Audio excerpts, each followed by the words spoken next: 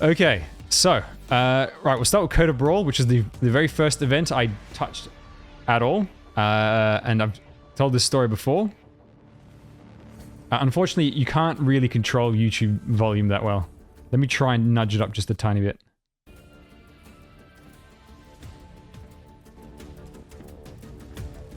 I don't know if it's back to where it was before.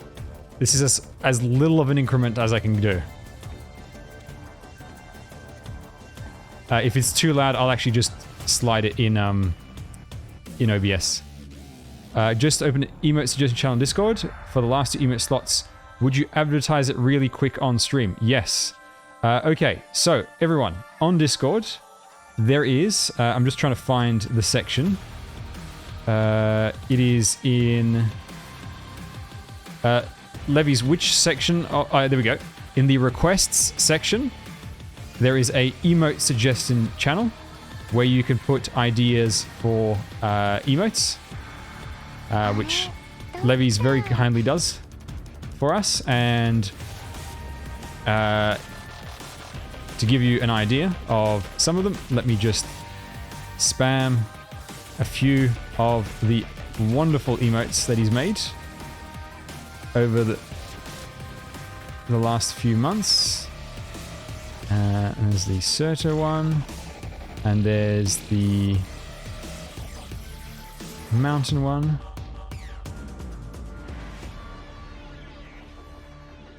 And then, what was the other one? The Exia. There we go. So, Levy's made all these wonderful emotes, and there's now a channel on the Discord where you can put your suggestions in for the last few slots. Okay, so we'll start with Code of Brawl, which was the very first one I dabbled in. For those who have not played this in a while, this is the Rat King event with the dudes with the sand shields. Can't hear that well over the music. The music is turned down quite low. I've turned it down in OBS. Let me know, how does that sound? I've turned OBS music volume down to 60%. Is that volume okay? Okay. Yeah, I'll just have to turn the desktop back up later on. Right, so, Code of Brawl. Yes, this is the one with the Rat King in the sand shields. It's got those dudes with those swords, and they've got their annoying sand shields as well. This has the bullies, I believe. And the story is it's very early Arknights kind of story where... Goddamn Siri. How is Siri picking that up? Where, it's, yeah, it's just a bunch of fights, basically. There's not really that much story to it. I generally don't really judge the story. The story would probably have to be a separate tier list because some events have much better stories than others, whereas their gameplay is not as good. And also, I have not read all the stories, so I don't think the story and the rewards will not be weighted up in the event. We're purely talking gameplay here. Because otherwise, the limited events would just be heavily stacked. Because they just have the best rewards. So, for me, I think Code of Brawl gameplay is very underwhelming. I don't find the sand shields very interesting. I think the only remotely interesting part of this event is basically the Rat King. And by Arknight's boss standards, he's very, very simple. So I didn't find it to be that interesting. Yeah, it's got the deployment, the terminals where you start with half your team available, like half the slots available, then you have to wait for the terminal to active, and then you can deploy extra units. So, yeah, I didn't find it that interesting. Yeah, the bullies. The guys that... the big football... The linebacker guys that just charge through and you need 3 block. It was the sort of the start of the introduction of extra mechanics to the game. Because if you look at early events, there's very few new mechanics added. And when a new enemy does arrive, their mechanic is like really basic. Like it doesn't really feel like a new mechanic, if that makes sense. The only really interesting thing was the Rat King with his 2 different abilities. That big Sandburst and the Tornado. Those are the only interesting parts of that event. And also, at the time, he would have been quite difficult. We'll do Granny next. I think Granny is the worst event that I've played in this game. There are no mechanics. There's nothing interesting. There's just... When you play it in the archive, it honestly feels like a waste of time. If it weren't for the free OP, it wouldn't be worth your time to play. It is very clearly like we haven't gotten our footing yet. We haven't figured out what makes for a good event yet. And you'll even notice that in the structure of the structure of the like of the sanity costs for the stages and all that. Like it doesn't follow the structure of your standard Arknights event whatsoever. Like they hadn't figured out at all what to do with their events. And so when you play other events after that, it just doesn't even come close. Maybe at the time, it would have, felt cool, and I wasn't playing at the time. But going back, it feels like I'm playing Arknights 5 years ago, basically. Morning, welcome.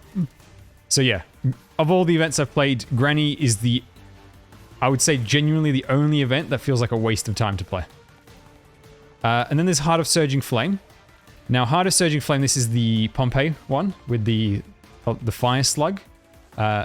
Extremely annoying boss as a new player, because he's also a little difficult. He was the first boss, when you think chronologically, where you had to really think about his mechanics, because that goddamn spewing of fire non-stop, and made even worse in the CC, where there's the contracts that make that fire spewing just ridiculous.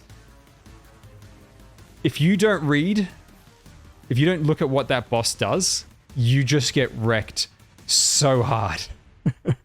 Like, he will wipe your entire team if you don't understand his mechanics. Yeah, the -1 block enemies, those guys are irritating. Any enemies that try to make you leak, they are really annoying. And what was the other new enemy that they introduced? It was Pompeii, the -1s, and there was something else. Yeah, the lava tiles, which they used quite a lot. Oh yeah, the stun snipers. God, those guys are such douchebags. I hate the stun snipers. The stun snipers are the worst. They're so irritating. And again, this is an event that teaches you, pay attention to the boss mechanics, pay attention to your deployment order, pay attention to your block count. So it's a good learning event. As a new player, if you go back into the archive and play this, it is worth it to learn in a much, much easier event than the modern stuff today. So, now, that said, it's not an amazing event. I think it's roughly the same as Code of Brawl. I'd probably make it a little bit more... I'd probably put it a little bit above Code of Brawl because it's just a little bit more challenging. The enemy mechanics are a little more interesting rather than... With Code of Brawl, most enemy mechanics was, this guy is just hard to kill.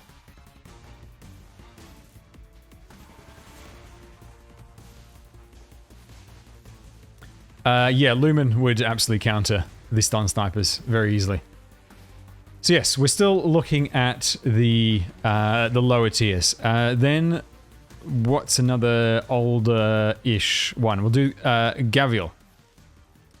So Gavial, Great Chief returns. This is all the crocodile ones, and the swimsuits, and the unobtainable blaze swimsuit skin, and Swarms of crocodiles, the duelist crocs, the buzzsaw crocs, the goddamn chicken. The goddamn chicken. Very fun story aspect. And the enemy mechanics are not that crazy, but I do like the idea of the duelist crocs. I actually think they should have gone harder with the duelist crocs and made it so that it was a true one-on-one fight. As in the person dueling them cannot be healed, cannot be buffed, anything like that. It should have isolated your unit completely. It makes it a bit too easy to counter them when you can actually get support. No, integrated strategies, those events are too big, they run too long. It doesn't really count. Yeah, so Gabriel has got lots of fun mechanics. I really like that stage with the massive army of crocs that swarms at you. That Tomimi sends to you. So that was really fun. That said, it's not like super complex, but I would put it above these two. So I'm going to put Gabriel Great Chief Returns into the B tier. Also, I did not play Integrated Strategies 1, so that would not count. Let's do a few of the... actually, no. Let's do Twilight of Walamont next. So, Twilight of Walamont, for those who need a reminder, this is the Mudrock Colossus ones. Mudrock is the boss. The towers that do the very, very nice damage, and the suicidal weebs that convert the towers back, and the casters that capture the towers. And this was the release of Suzerain. This is where you can really feel like they thought about all the mechanics, all the enemies.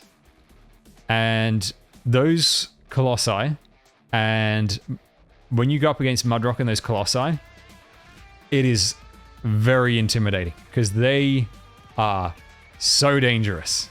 And I do really like the danger aspect. But they're dangerous, but not in a ridiculous way, like it's not like they cast an AoE that just wipes all units from the board. It's not like the bear boss from Integrated Strategies 2, who is the most unfun boss in the game. Now this is much more interesting. And then they had the clue search, where you had to do special conditions in order to unlock the clues, which gave you the extra stages. And then they had that pre-made stage, the one with the pre-made teams. That was really fun, where you have to figure out... You're not allowed to whale. Basically, being a whale doesn't help. And you had to figure out what to do with what you're given. And what I particularly liked about it is that there wasn't just one solution. So the way... When I did it on stream before, the solution that I did was very different from what other people in chat were saying that they did. So... Twilight of Walamont is where I think it starts to elevate itself. Now, I would not put it into S tier. As everybody knows, I'm very selective about my S tier content. However, I'm definitely going to put it into the A tier. This is, in terms of the events that are in the archives, for the older stuff, this is one where it's like, highly recommend playing it for the actual gameplay. As you go down, it's like, just rush through it for the most part, just to get the OP. Whereas Twilight of Walamont, if you give it a good play, I think it's really, really worth your time. Then we've got Polluting Lights. We're going to do some of the small ones. Polluting Lights, now remember the mini-story events, the mini-events, it's usually like a mashup of different themes and stages, and then a mashup of different little vignette stories. Polluting Lights is the one that had... the walk in the dust type stages, and had the sort of S-shaped enemy pathing, where you had that wall in the middle, and you had to try and keep the wall unbroken. And there was a perfect spot for Carnelian right around the S-bend, and she would just annihilate everyone. No, you can't get medals from the archives, unfortunately. In order to play the events from story perspective, I have no idea. but I'm sure there is a guide out there. I'm sure there is a guide out there that tells you what each side story's relation is to the main story. So, Polluting Lights was okay.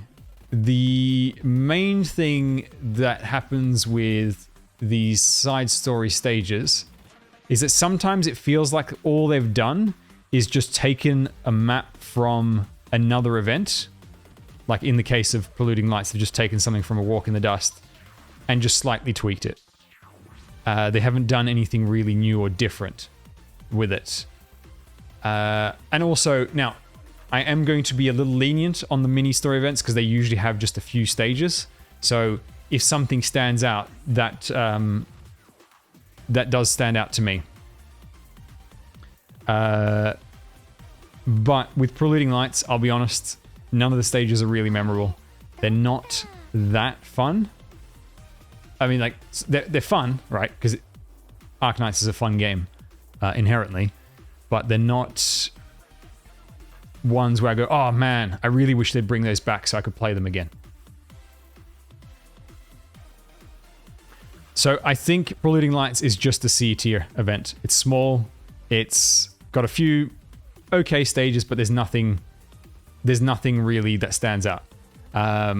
Which is not the case for all mini story events. Then we will do...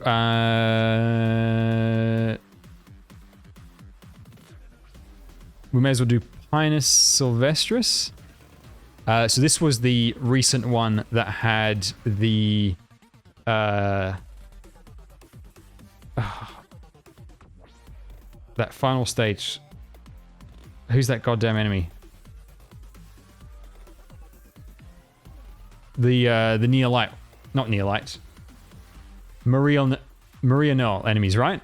The final stage for this one was the two walls. Like the two halves where you had the dudes that come out and stand there for a bit, and then they go in the tunnels and they come out the other side.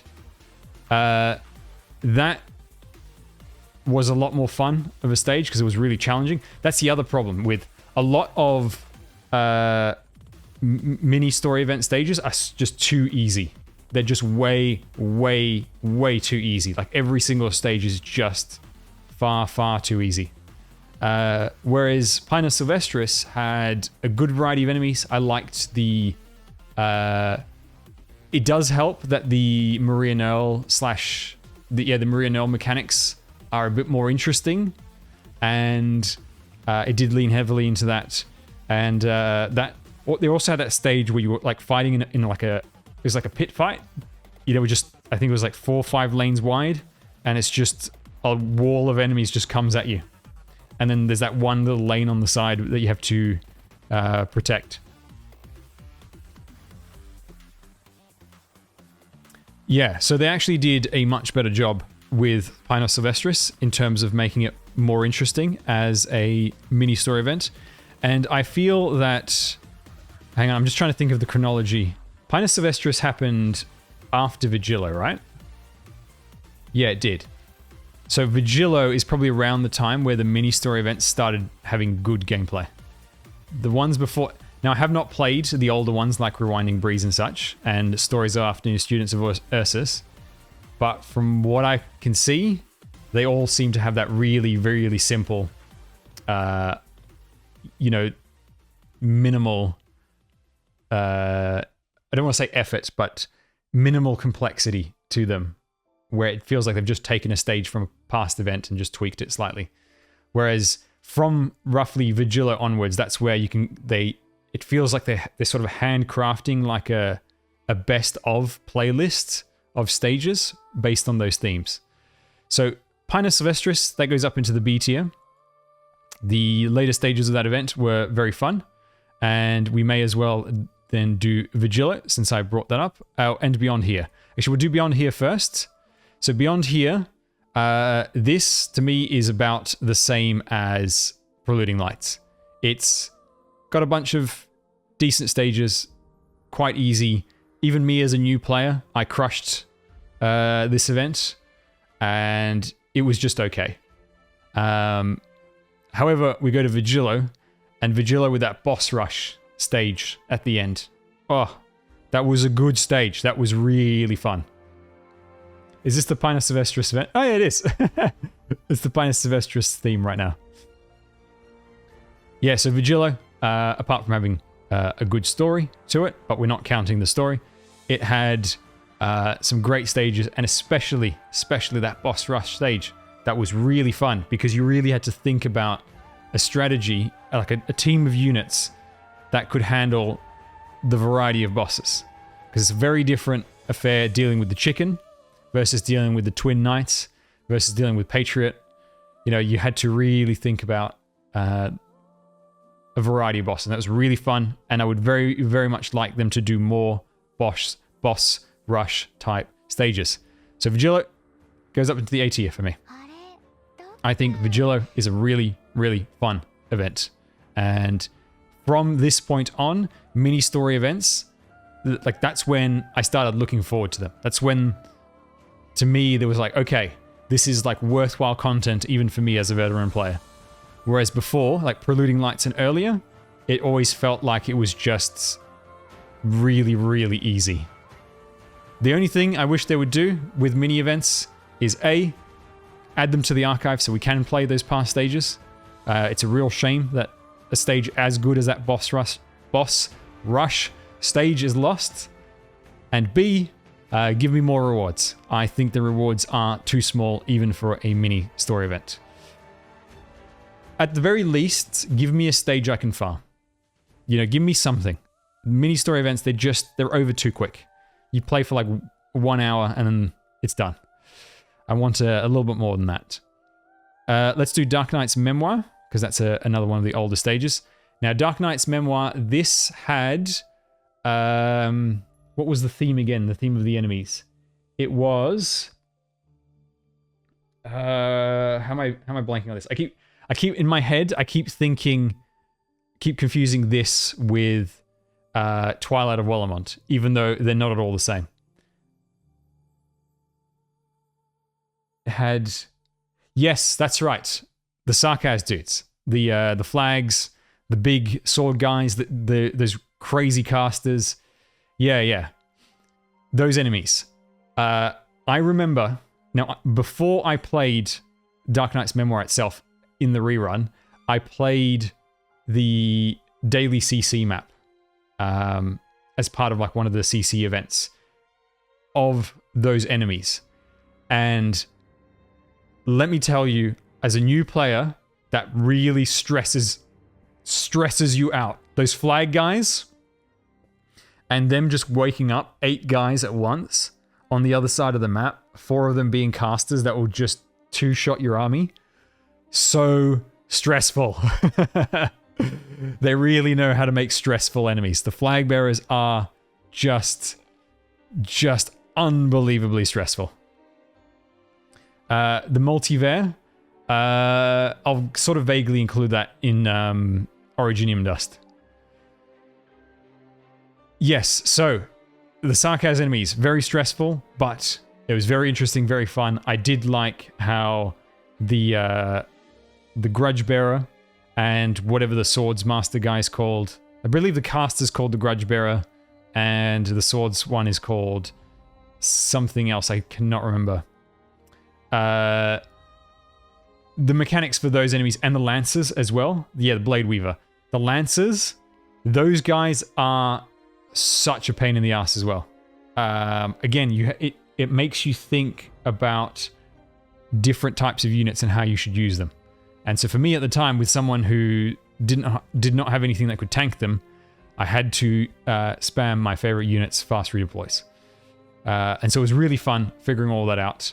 And so for me, Arknights Memoir is a very fun event, and I would actually put it towards the bottom end of the A tier. Lancers, yes, in integrated strategies, there's one of my favorite stages in integrated strategies too, is the Lancer stage, and it is so damn funny. If you haven't seen it, wait until you encounter those Lancers. They are hilarious. We'll do another old event, Marianelle. So, quick reminder, This is the one with the Blade Knights, the guys who debuff the strongest unit on the board. This has the sponsorship care packages, the drones, where you shoot them down, you get a buff, you get items. It's got the crossbow guys with those reflection shields that are just so hard to kill until it drops. What other enemies are there in this one? What are the caster units in this? I'm trying to remember. Aren't there special casters?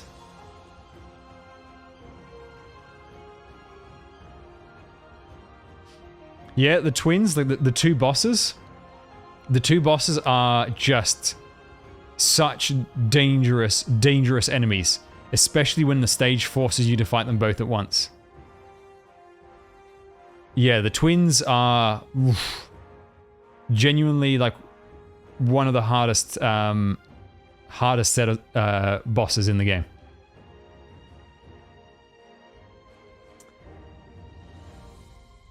Oh, there were the axe murderers as well. The axe murderers, those guys, if you don't deal with them quickly, they will wreck your team.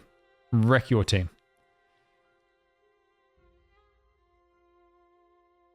So yeah, Muriel, it also had a very fun story. I do really like the Nell stuff, but again, we're not taking the story into account, I'm just mentioning it. And I think Muriel is probably...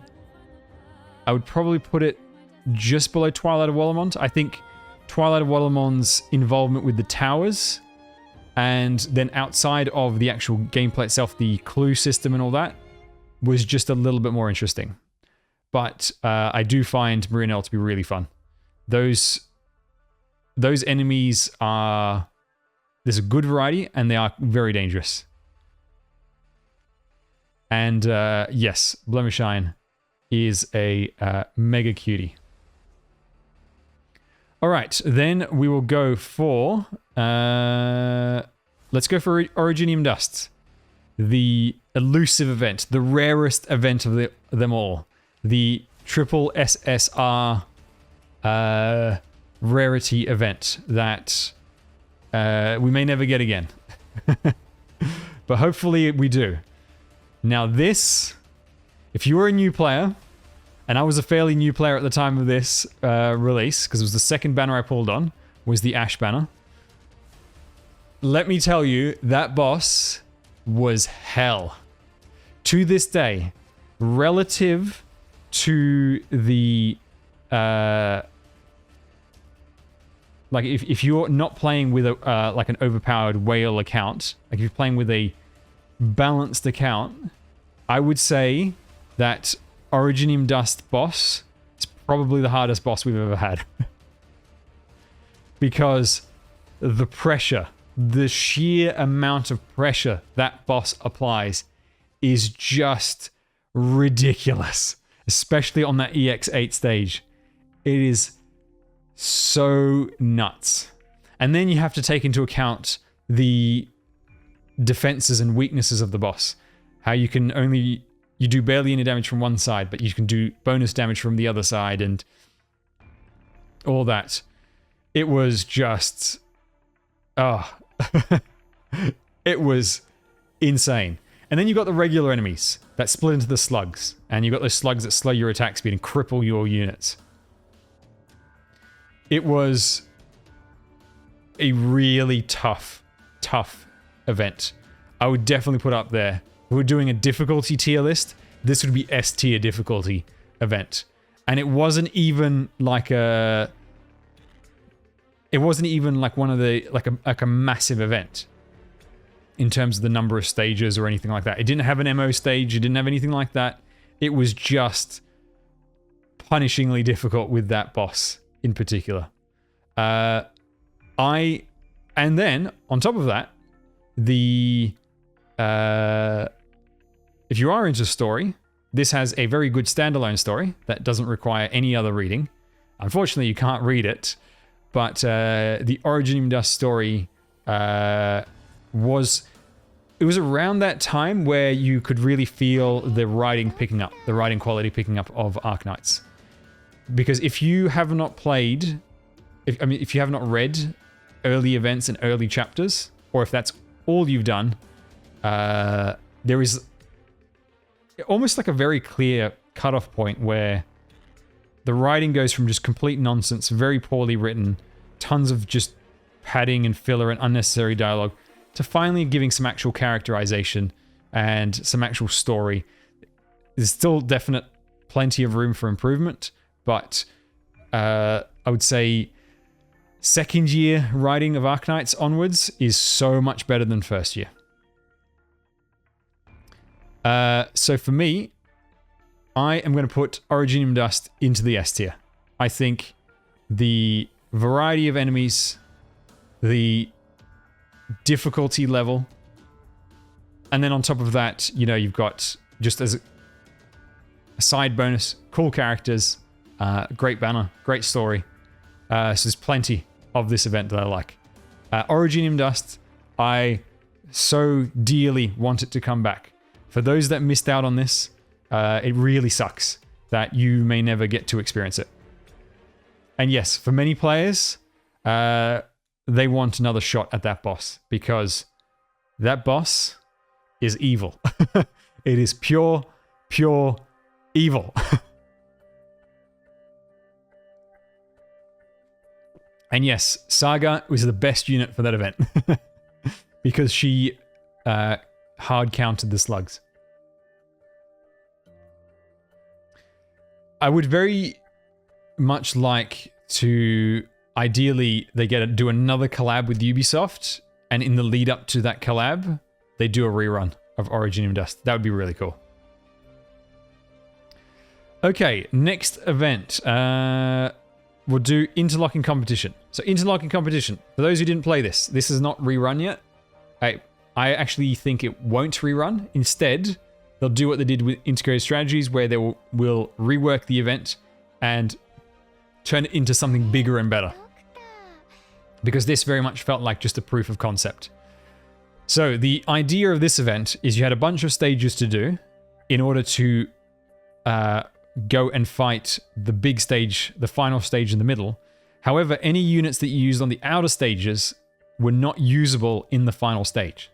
So it was, I don't know what that kind of gameplay mode is called, but essentially for the event, you can only use each unit once. Now, obviously, you can go back and, you know, change your mind. You can do the run again with a different team if you want to swap someone out. But it's a very good concept. The problem with this event is that there was very little to it.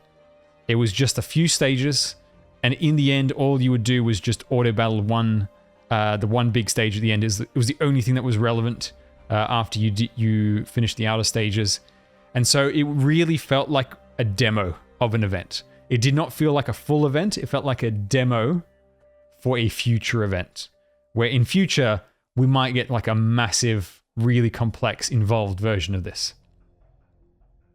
So, yeah, so this one for me, I think is good, but it's more of a concept event rather than a full proper event. So I'm putting it into the B tier.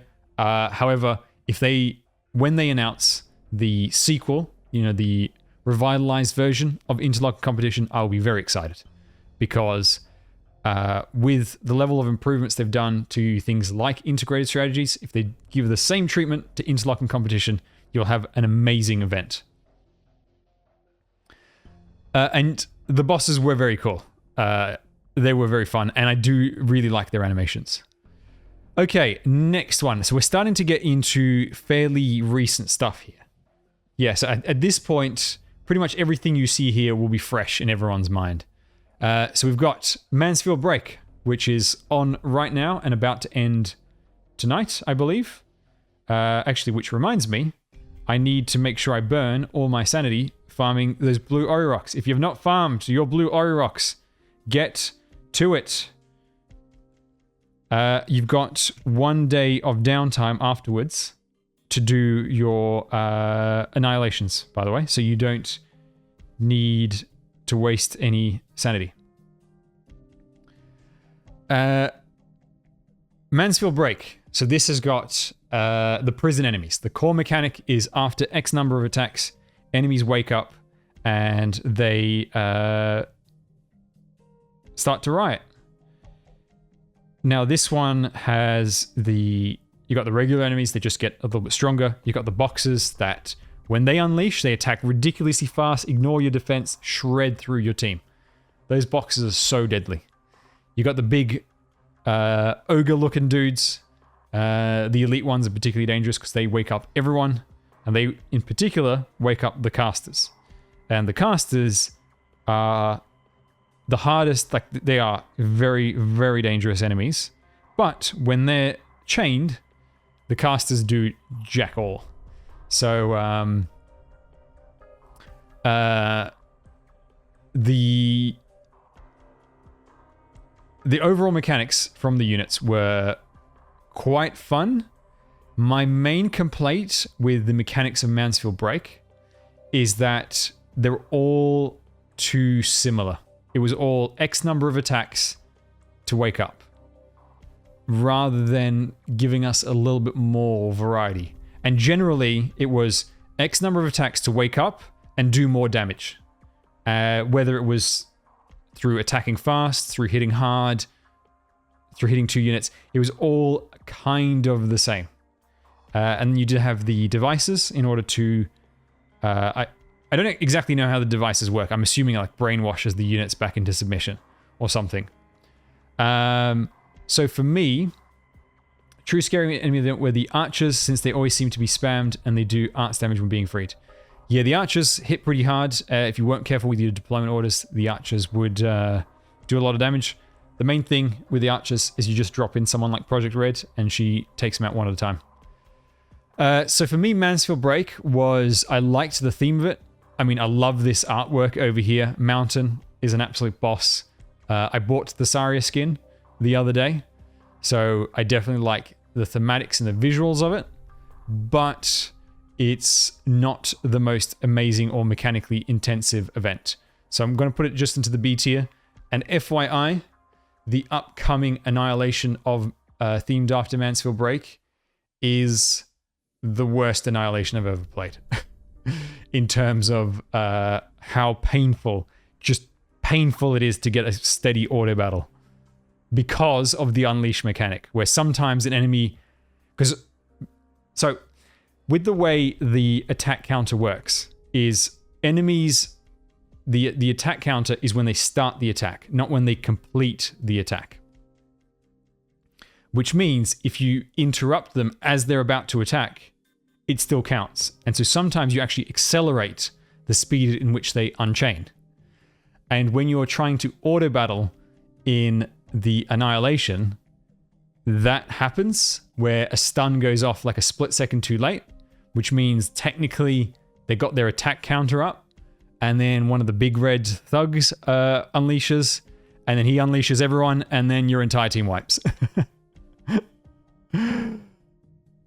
It should be the next Annihilation, the next new one. I'm pretty sure it's the next one.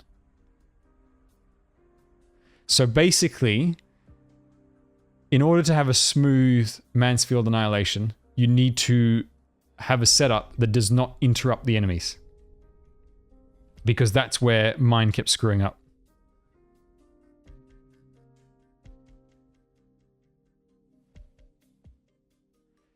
Yes, very painful, very irritating, and the Annihilation skip tickets is unfortunately not available at that point.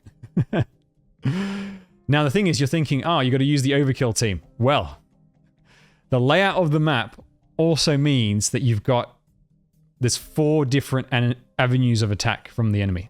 Now one of them is very easy, you just put one lane holder in the back, he just holds the casters and kills them. No worries. The other problem is 2 of them, the 2 frontline ones, are very difficult to hold late. And so you pull back a little bit because there's like some tunnels and allows them to attack from... They take the tunnel and they peer 2 squares away from the exit. And that can get really painful. Oh, and Jesselton is back. And I would say that there is no appearance of Jesselton where he's more powerful than in the Annihilation. He's normally... For the most part, Jesselton is not really a threat in his events, but in this Annihilation, his pathing makes him the worst. And don't forget, when he goes into phase 2, he unleashes everyone. So yeah, look forward to that. I did not find it fun on my CN account.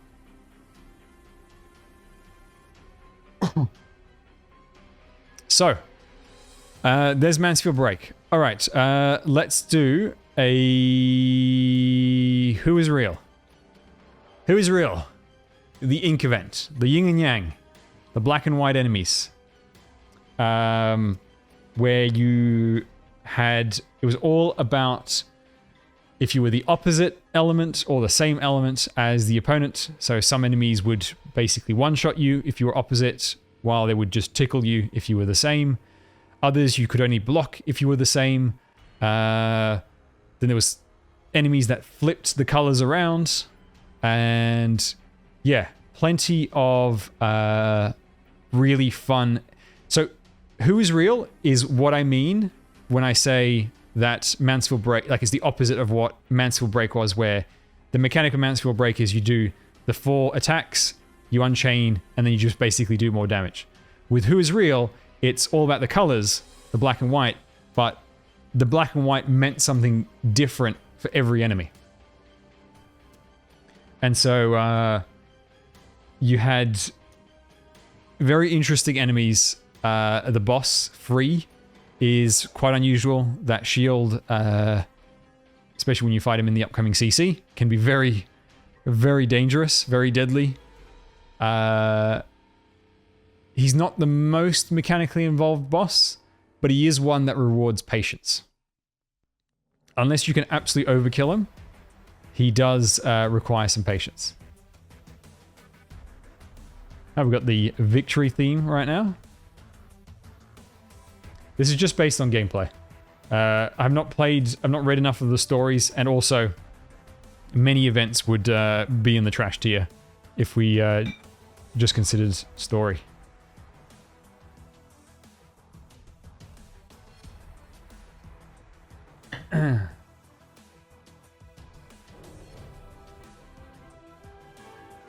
Yeah, a lot of the early writing in this game is not good. One day I would actually like to dedicate several hours on stream to going over and dissecting the technical and creative side of the early writing in this game. In fact, we can get plenty out of just the very first dialogue cutscene thingy before the very first stage. You know, the one where you meet, I believe it's the one where they introduce Nell, regular Nell, and yeah, there's plenty to dissect over there, and you'll see how even just by analyzing that one cutscene, so to speak, you'll see how the problems you find in that one cutscene permeate through almost all of the year 1 content. But yes, the writing is much better these days. Much, much better. If you play something like Originium Dust, after you play Chapter 1, then play something like Originium Dust, huge difference. Huge difference. Huge. So, who is real? Some very fun mechanics. I really enjoyed this one. I also liked the theme, the look of it. The enemies were interesting. And I did like how Dusk was responsible for everything. It's quite fun. So I really enjoyed this. I put it up into the A tier. Not quite as good as Twilight of Walamont. I think a lot of Twilight of Walamont's strengths is that they put a lot of effort outside of the actual gameplay for the stages themselves.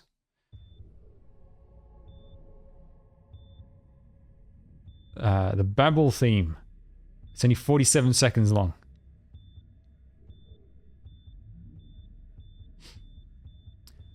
Okay. Yeah, and to answer your question, is it the writing or the translation? It is both. The thing is, even if you ignore some of the translation problems, you can still see the substance of what is being written, and most of what's written in the first year of this game is completely pointless. It just feels like filler. And then even in the good story content, sometimes there are translation problems, but it's fine. You know, you can still enjoy it for the most part. Okay, at this point, we're kind of going to go pretty much entirely chronological. I might flip a few things around if I forget. Next, we've got Walk in the Dust.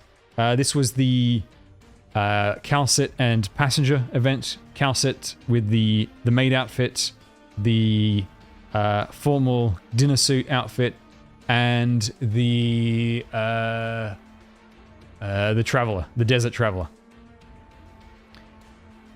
The mechanics for this one was the guys with the drones.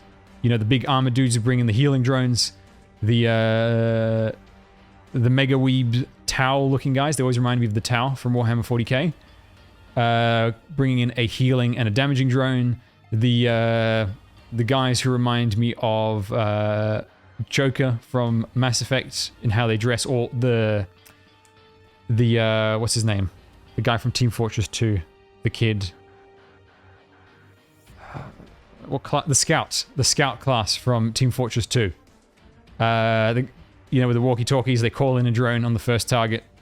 The speedy dudes, you know, with the rocket launchers, and then they zoom at you. They go really fast. Good variety of enemies, some really fun stages.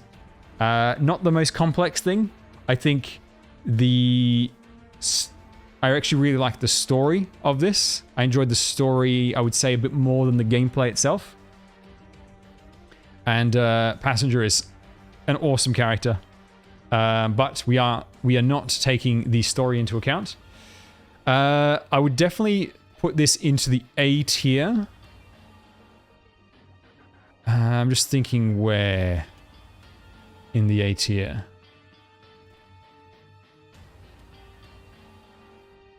Probably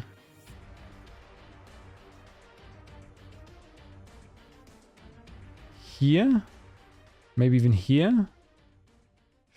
Because we aren't taking the story into account, I'd probably put it down a little bit. Yeah, I'd put it sort of middle A tier for me. I really enjoyed this one, but the main thing is that if we aren't including the story, the gameplay was not as good as some of the other events. But I did really enjoy this one.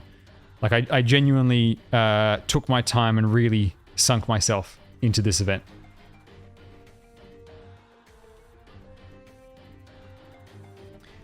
Yeah.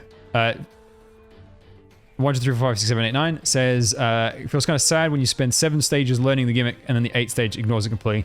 I agree. I do think the final stage should be a culmination of the entire event. Like, it should be like the best of. Yeah, it is a shame when they do that sometimes. I really enjoy that event though. Then next event we've got Undertides, which is our 3 Abyssal Hunters over here.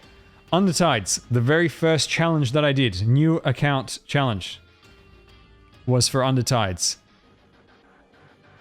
They also introduced the nerve damage. You got the eggs. Can I offer you an egg in these trying times? You've got the massive amount of damage and nerve damage that they do to you. You've got the speedy sonic flowers. You've got the priest guy who just drops in water like a torrent of rain that drives everyone insane. You've got those spitting flying drone things with very weird pathing. You've got those big spear flower head things that just hit like trucks and had very weird targeting priorities. The boss, oh man, that giant boss, that was so cool. This big boss just sitting there in the middle of the map, taking up half the screen. It was just really fun. And if you're talking story, it also had a good story. That Lovecraftian horror theme is great. The visual style of it was fantastic as well. And let's not forget the banner. The best banner we've ever had was the Undertides one. Now, it's not being counted, but I just thought I should mention it. Undertides, for me, was absolutely a S-tier event. I loved this event, and having it rerun was great. And in fact, I'm going to put it above Originium Dust. I really enjoyed the mechanics for this event. It was a lot of variety, a lot of creativity. It was really fun. It facilitated the use of many different types of units. Like it really encouraged you to use summoners, fast redeploys, snipers, lane holders, just everything. You know, for an effective clear of Undertides, you really needed a good mixed team. So yeah, it was really fun. Then, after that, after Undertides, I believe was, I think, one of the story stages, wasn't it? Chapter 9? We'll do Chapter 9 now anyway, even if I've forgotten this. Chapter 9. So this is where they introduced the gargoyles, the hoverboard guys, the pillars to instant kill units. Well, almost instant kill units. It had Mandragora, the laser beam, the hovering laser beam psychic girl. Then there was what was the other enemy? Oh, the refraction, the soldiers that buffed each other if they were next to each other. The oh yes, the Blade Knight guys paired up with the tank guys, and the Blade Knights just wreck your face if they're next to their best buds. And then you got the Hell stages. Oh man, those were a challenge to beat. Those were a challenge. Chapter 9 for me was the most fun story chapter up to that point. I enjoyed it way more than any other story chapter. It's not the hardest, right? Not as hard as Chapter 8, because Chapter 8 is, you know, built up much more over time. The flamethrower guys as well. Those were really fun. I loved the fact that when you blow up one flamethrower, it chain reacts and kills the others. That was a really fun mechanic. So for me, Chapter 9, I definitely put it up into A tier, and I'd probably put it all the way up into the high A tier. I really enjoyed it, and I look forward to those mechanics returning and them evolving it, hopefully in a future chapter or a future story event. Where is the read altar? Good question. Then we may as well just do Chapter 10.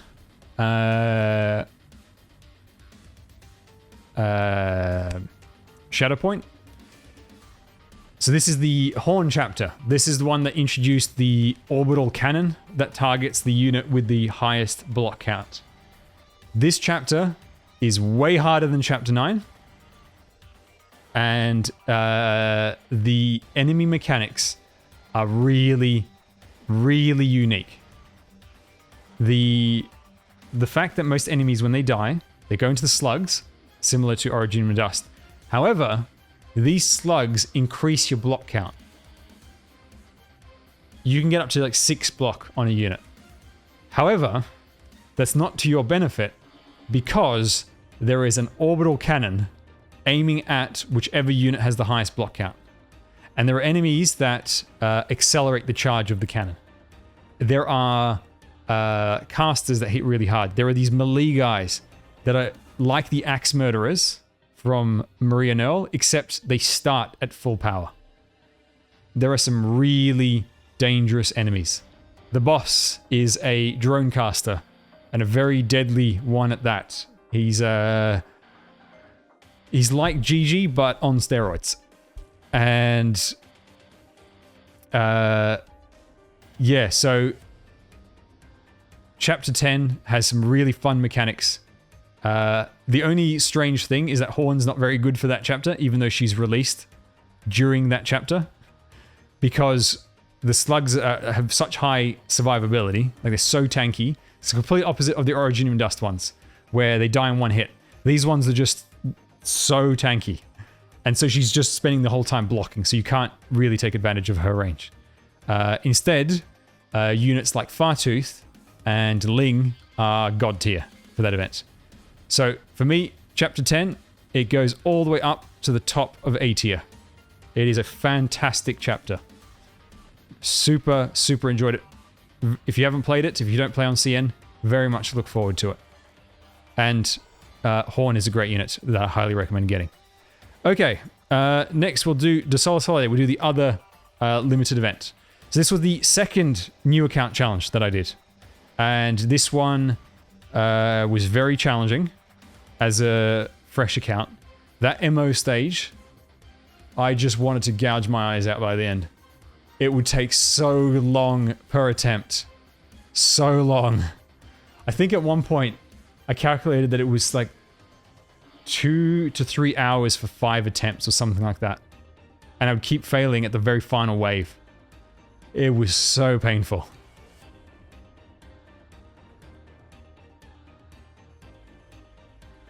So this one, it continued Undertide's theme of the elemental damage, except this time it was all about crippling the defenses of your units, which was very dangerous. Those damn casters were the worst enemies. The absolute worst enemies we had to deal with.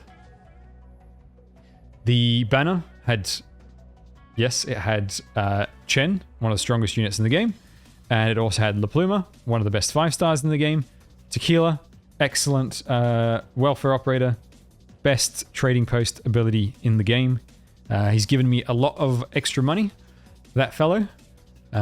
He's welcome to join my crew anytime. And there was also a lot of stages as well. That's another thing. It was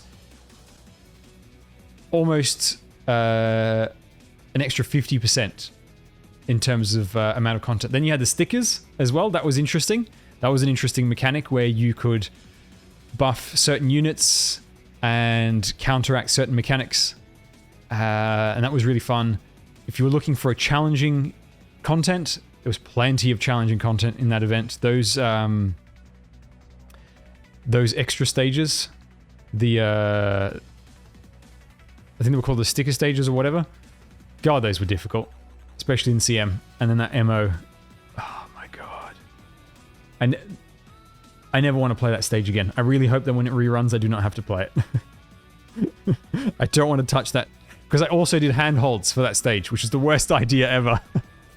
After killing myself on my own account, I then thought it would be a great idea to do handholds for that. And it was a fun challenge though. It was really fun. Now, the question is, would I put it in the S tier? No. I don't think the mechanics were as fun as the others. And in fact, I wouldn't even put it at the top of A tier. I think Chapter 10 mechanics were more fun than the Solace Holiday. It's got a lot of content, and it was a good challenge, but I did not find it as fun as the other ones. Oh, MO handholds on the rerun will probably be quite easy with all the new units that have come out since. Actually, if you've got like someone like Gigi by then, she'll be really good. Because when they spawn, you just activate Gigi and she just takes out like the key threats right at the start of the wave. That'll be amazing. Yeah, so A tier for De Solis Holiday. Then, I suppose we will do... let's go into Neolite. Right. Next limited event. Neolite. Now, this is the one with the darkness mechanic, where you need to think about vision. It's a very creative way of incorporating Fog of War into a tower defense game. And that mechanic, simply having to illuminate areas in order to deploy units, just that one mechanic alone. Even if everything else was, say, copy and pasted from Marie and Earl, just that one mechanic was fantastic. Such a good mechanic. And then you had to really think about the facing and the directions of your units. It's the only event where you have to actually care about the direction that your defenders are facing. And then the variety of enemy mechanics, like the knights that would stab you in the back from the shadows if you had your back to the darkness. That Blood Knight boss, what a pain in the ass. The the Faust archers, still amongst like regular grunt type enemies, worst enemies in the game. God, I hate those guys even more than Faust. I would rather deal with Faust than with 4 of those guys. They are truly the definition of absolute pricks. Yeah, the armorless unit. Ah. And then they've even got the 2 special characters just to make it even worse. It's just, no. Go away, please.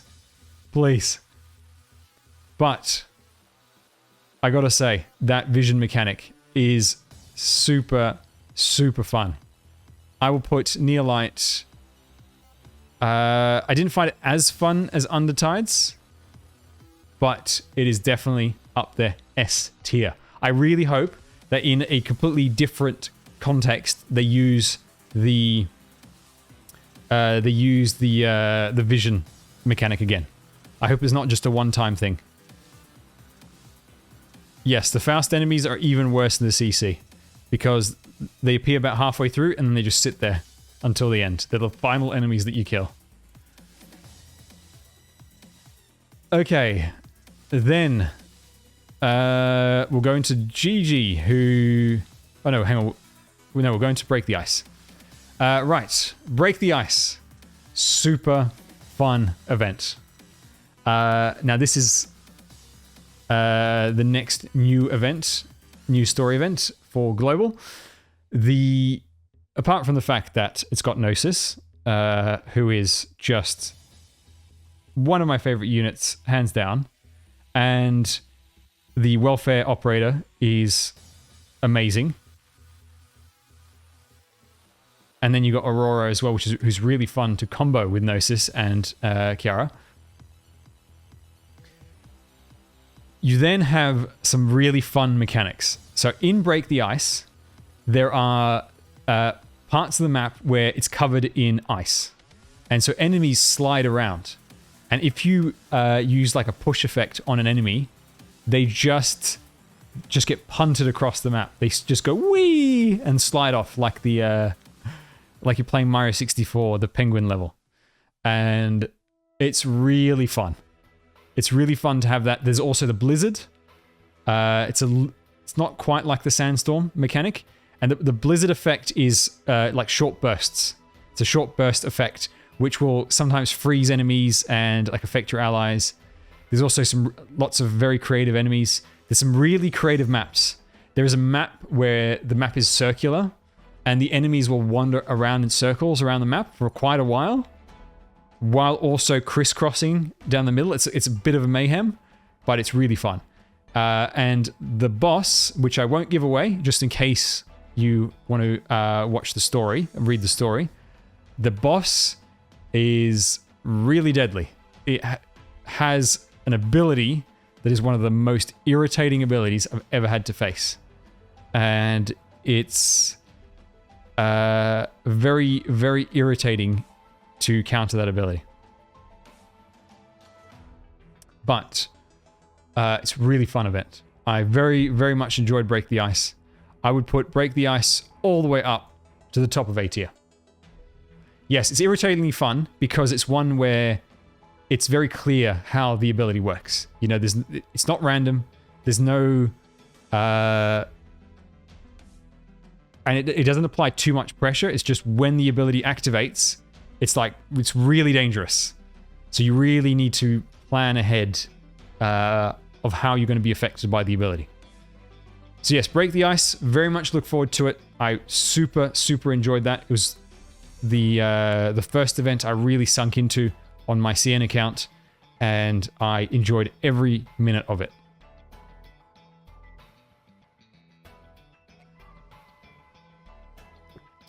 Okay, then we've got GG's event, which is A Light Spark in Darkness.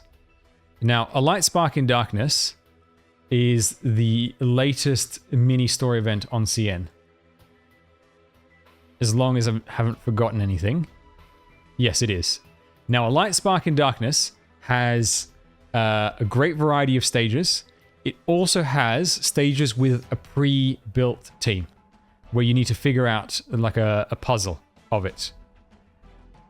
I'm going to say this right up front. This is by far the most fun mini story event.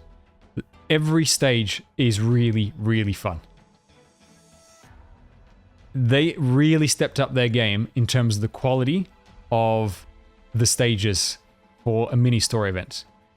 And it's especially with this event where it's a real shame that the stages don't go into an archive for you to play, or for people who missed out on it the first time to play it. So, for global players who don't play on CN, do very much look forward to this event, because it is by far the best mini story event. By far. It's really fun.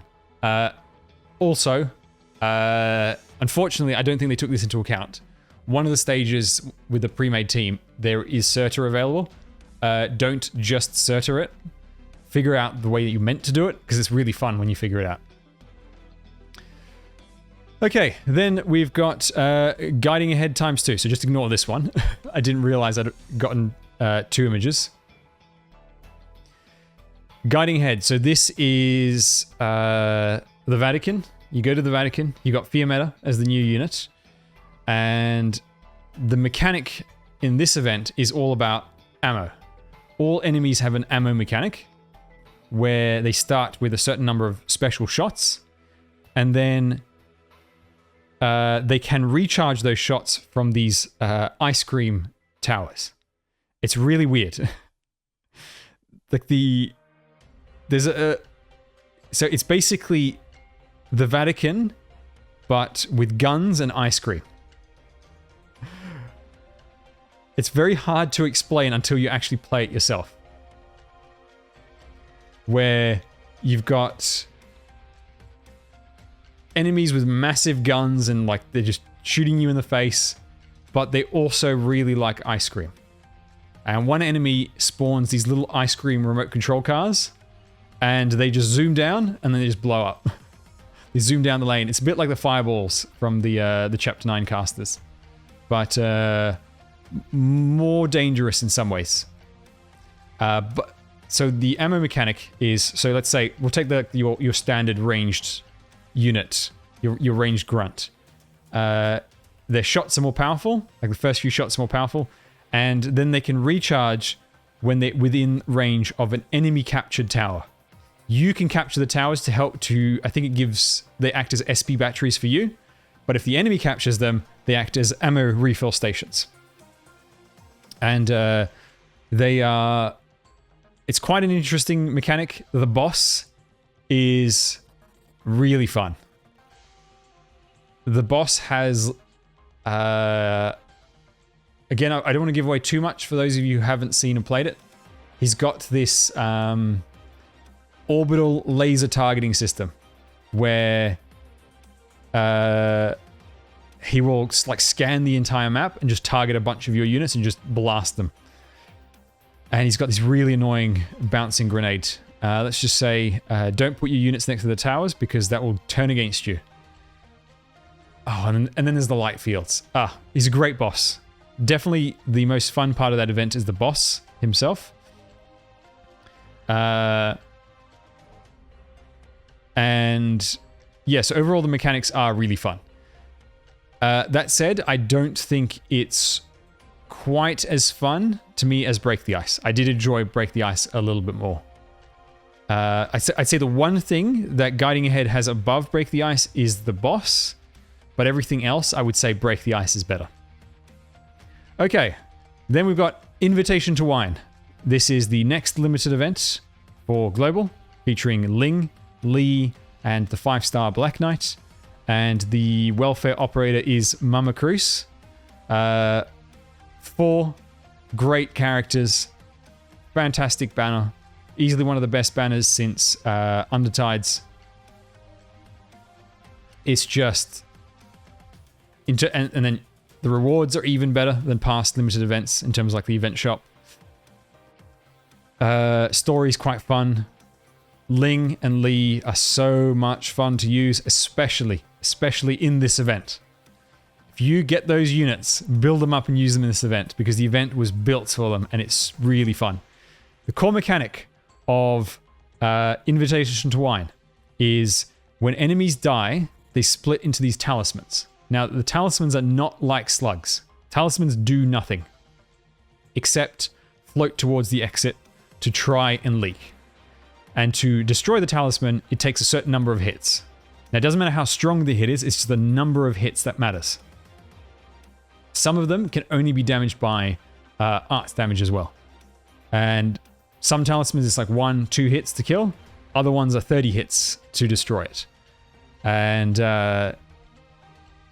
they are really tricky to deal with at times because they will just leak right through units. You can't block them.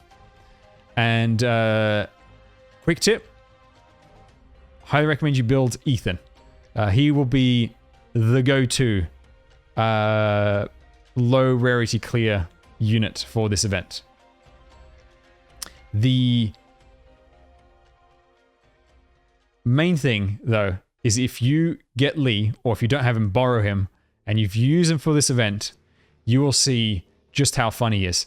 Lee is so fun that when I played this on my CN account, I pulled on day 1 and I got Ling. She was my first 6-star and I stopped. Then when the EX stage is unlocked, I borrowed Lee for every EX stage, just to do a bit of a showcase for him. And he was so fun to use. I enjoyed it so much that chat convinced me to pull for him. And I went in. It was a bit of a risk. Got him, and I've not regretted it at all. Also, Lee is a god tier unit in Chapter 10 later on.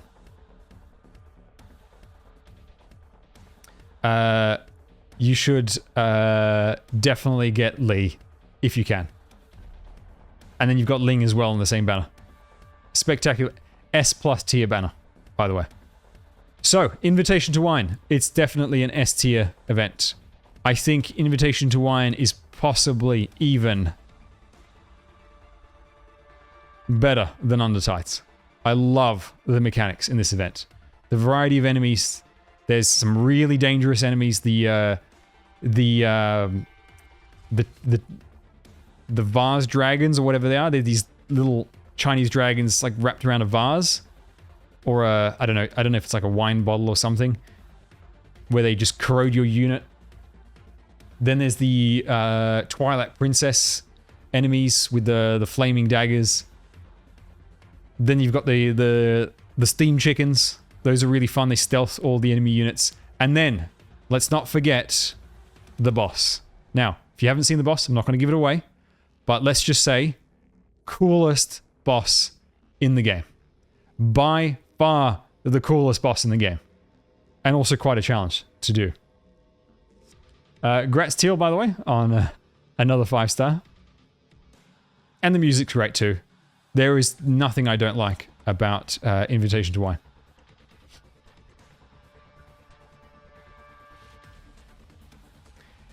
Yeah, I would say that's true. With Neolite, the daily stages, having the EX stuff was just irritating. Yeah, I agree. I did not like how you could do that. I mean, in the end, it wasn't too big of an issue because you just re-roll until you get something better. But it's irritating how you had to actually do that. But overall, for me, it wasn't that big of a problem. And plus, it wasn't really gameplay, so I wouldn't hold it against it. So Invitation to Wine, very much look forward to it. Next limited event, it's going to be really fun. And I'm very much looking forward to the new account challenge on that. I have a strong feeling the new account challenge will be much easier in Invitation to Wine because the 2 6-stars were built for that event. And then lastly, final event, the latest limited event on CN, Stultifera Navis, which is the sequel to Undertights, featuring Spectre the Unchained and Iraine, the tic-tac-toe forehead girl from Undertights. And the 5-star is Windlift, which people keep telling me it's Windflit. I don't care. It's Windlift in my head.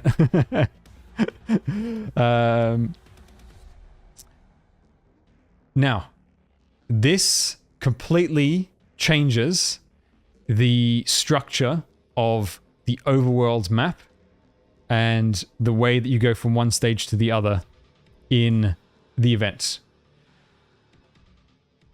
You are exploring this ship, the Ship of Fools, and you navigate through it. You go to different, like you investigate one part of the ship, and then it unlocks another part of the ship. So you go to that and unlocks this other stage. And there's the way they've done the CMs. Instead of doing a CM stage, it's 2 variants of the same stage, which means you don't have the CM penalty, but you do have the difficulty of a CM stage, but on both stages. And it's a very clever way of doing it, where it feels like a CM, but it doesn't have the negatives of a CM. The enemy mechanics are really fun and creative. There's creep that spreads, like this corruption that spreads across the ground, similar to the Zerg in StarCraft. And different enemies get different effects while they're on the creep. So some of them are unblockable. Others, so you might have like unblockable units, 90% dodge, bonus damage, sometimes even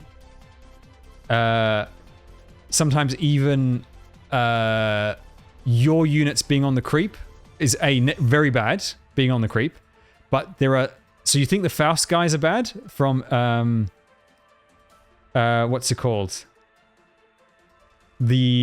You think the mini Faust guys from Neolite were bad? Let's just say that Stultifera is AoE Faust guys. They shoot every operator that is standing on the creep simultaneously for massive amounts of damage. Basically, you can't survive if they're alive and you're on the creep. Like, you have to either clear the creep or wreck them. They hit so hard. So dangerous. And then you've got the Roomba, my favorite event mechanic. So you've got this little robot that helps you, and the robot can clear out creep, stun enemies. You can get it to bounce around corners to do bonus damage and stun enemies as well instead of clearing out creep. It also gives buffs to either melee or ranged units. It will increase the length of hard CC. It can help your resistance against the creep. So you can put your units on a creep and they'll no longer get wrecked. They'll still get targeted by the Faust eggs, as I like to call them. Yeah, they're the equivalent. They're the replacement for the Undertide's eggs, except they've got Faust cannons in them. Stultifera Navis. Oh, and there's the boss. Not going to give it away, but the boss is super creative, very involved mechanically, does not feel like it's cheap. It feels like there's a very clear plan. If you want some tips of which units to build for this event, now it's quite a long way away, so you've got a lot of time to build. Fartooth and Gnosis, the 2 best units for this event, and obviously Lumen, but you get Lumen for free. Oh, and Irene is fantastic for it as well. Irene, great unit, great banner overall. I would say Irene is actually better than Unchained Spectre. So the non-limited is the more appealing unit, and when you see her do that Devil May Cry skill 3, it's really fun. So with all that said, Stultifera Navis is the best event in Arknights, by far. Absolute S tier, top tier event. For those of you who don't play on CN, you have so much awesome content to look forward to. So much awesome content. Pretty much from here on out, every event is great to excellent. They are so good. And the music. Yes, the Golden Age will come again. One of my favorite event songs. It's the boss stage music. It's just phenomenal. So yeah, I hope that you look forward to the upcoming events, because let's just say you're in for a treat. There's tons of really fun stuff. Now, on this list, I did not include things like CCs, let's just say CC8 is total bullshit. I hate that event. CC7 is the complete opposite, where it's quite easy. Then obviously there's integrated strategies too. That one you should very much look forward to as well. Integrated strategies 2 is a really fun game mode if you're someone who wants to play more Arknights, but you have no sanity. Integrated strategies will definitely scratch that itch. Yes, limited events, they do a very, very good job of... They really do go all out and think of interesting mechanics. They put, for the most part... I mean, actually, looking at this... Now, I didn't read the story in detail of these two, but like the general gist of the story, the general vibes, they do seem really good. But like the stories are good, the new characters, the banners, the rewards, everything. For limited events, Arknights does such a good job. Quick, people have asked about the Rainbow Six co-op event. I thought that was... I would probably put that co-op right next to Interlocking Competition, where it feels more like a concept of a much bigger event. Where one of the problems I had with it, and this is kind of a problem we have with co-op events like this, if you're paired with someone who can't carry their own weight, and you're not a whale account that can solo carry both sides, it kind of felt like it was just a waste of time, you know? But it was fun, and it was a good idea, and I do look forward to the event coming back new and improved. So I would put it basically same as Interlocking Competition. I would want to wait until it comes back and see what they do.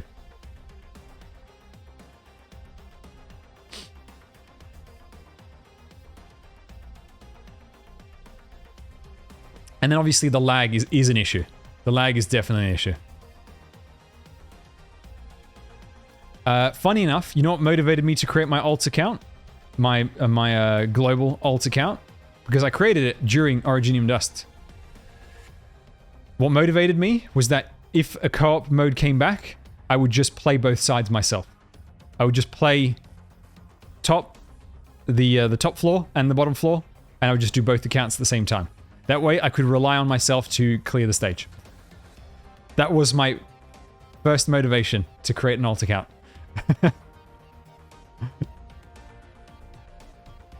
Yes, and oh, actually I would say that the worst thing about the co-op mode was the mission system. I really hated how you did...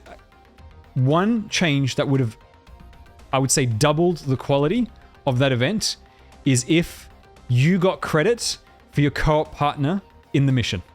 Like, you know how it was like, you know, destroy, you know, X number of those sweeper bots or whatever, right? Destroy these enemies.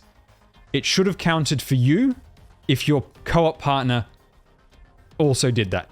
Like, you should both get credit at the same time, rather than everybody trying to queue for the same role on the same stage, and then nobody queues the other side because everybody wants to complete that one mission. It was such a dumb choice to do that. That was the one thing where it's like, it's so obvious what they should have done. Will co-op return? Yes, I do. I think it's just gone back in the oven, and they're really thinking about how they're going to make the most of it and make a really fun event.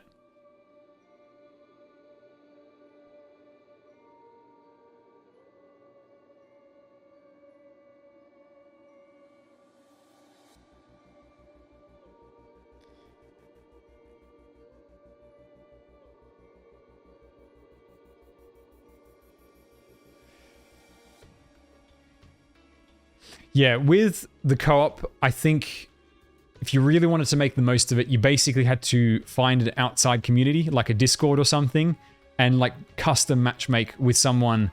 Either like if you're a new player and you can't possibly clear, you matchmake with someone who could solo carry.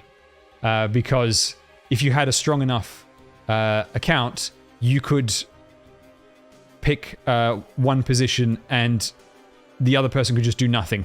Like literally deploy nothing, and you could carry both of them.